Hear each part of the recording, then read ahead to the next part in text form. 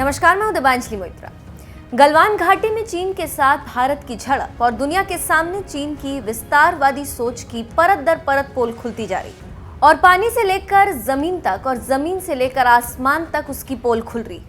चीनी विस्तारवादी सोच को लेकर दुनिया विरोध करती जा रही है और अब दुनिया में चीन घिरता जा रहा है। उसी कड़ी में चीन की एक और पोल खुली। जी हाँ, साउथ चाइना सी में अमेरिका के साथ लगातार बढ़ते तनाव को देखते हुए चीनी सेना ने युद्धपोतों और पनडुब्बियों की तैनाती को बढ़ा दिया है। इससे क्षेत्रीय इलाकों की शांति और स्थिरता को भी खतरा पैदा हो गया।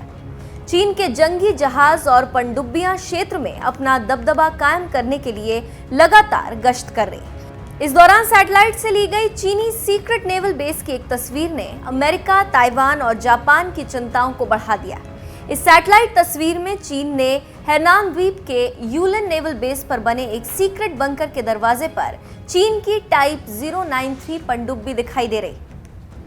रक्षा मामलों के विशेषज्ञों की माने तो द्वीप के अंदर इस सुरंग को ऐसा बनाया गया है जिसमें किसी भी परमाणु पनडुब्बी को आसानी से छिपाया जा सकता है। चीन कई सालों से इस नेवल बेस का प्रयोग भी कर रहा है। चीन की पोल तब खुली जब टाइप 093 पनडुब्बी को इस सुरंग के दरवाजे पर सैटेलाइट ने देख लिया।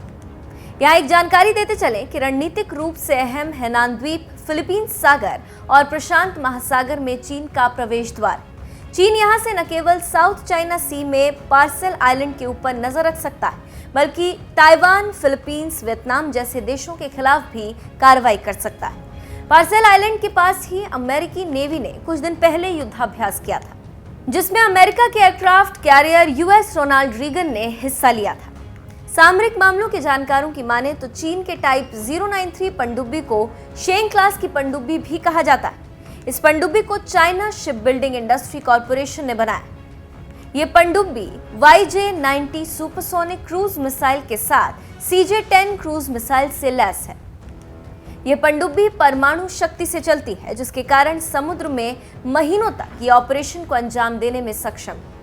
जानकारों के मुताबिक एशिया में चीन की विस्तारवादी नीतियों से भारत को सबसे ज्यादा खतरा है, क्योंकि चीन मानता है कि दक्षिण एशिया में भारत ही एक देश है जो चीन को रोक सकता है। इसके साथ ही साथ चीन आर्थिक रूप से भी भारत को पछाड़ने की कोशिश में, क्योंकि चीन को लगता है कि भारत ही चीन के विकास को रोक सकता है। इसलिए चीन भारत के खिलाफ तरह तरह का प्रोपेगेंडा फैलाता रहा है और परेशान करने की कोशिश कर रहा है।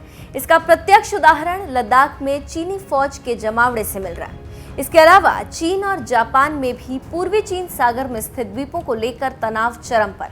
हाल ही में जापान ने एक चीनी पनडुब्बी को अपने जल क्षेत्र से खदेड़ा था। चीन कई बार ताइवान पर भी खुलेआम सेना के प्रयोग की धमकी दे चुका है। इन दिनों चीनी फाइटर जेट्स ने भी कई बार ताइवान के हवाई क्षेत्र का उल्लंघन किया। वहीं चीन का फिलीपींस, मलेशिया, इंडोनेशिया इनके साथ भी विवाद है। तो इस तरह आप समझ सकते हैं कि चीन की शातिर चाल क्या है और क्यों वो भारत के साथ ही दक्षिण एशिया में बादशाहत कायम करने के लिए काम कर रहा है। अब देखना होगा कि आगे इस चीनी हरकत के बाद क्या होता है।